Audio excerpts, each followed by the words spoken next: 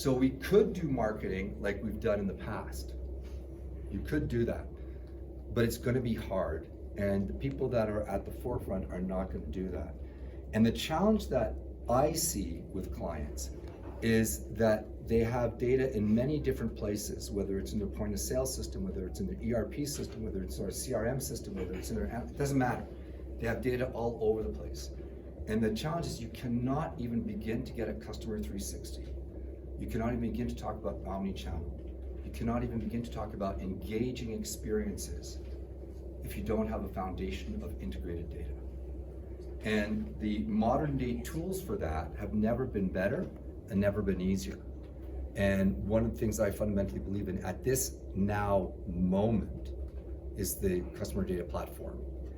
The other thing that's making this possible, to be very blunt, and we're guests at Google's offices and they're not paying me to say this, but the other thing that's possible is that we now can, the infrastructure that used to cost a lot of money and take a lot of time is now ridiculously inexpensive, right? So we don't have to have, I mean, when I started my career, I actually managed servers and I had a server farm.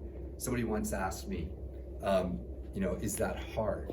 And I said, if you give me the choice between managing people or servers, I'd much rather manage servers. They're way easier to manage than people.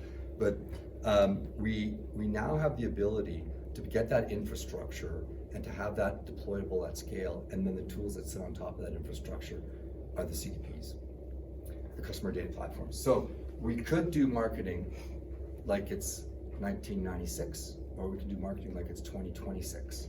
But to do that, we need the foundation of data married to all of the tools of creation that go on top of that.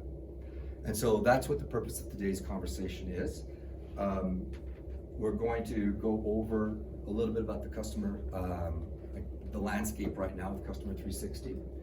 And I'm a big believer in showing, not telling.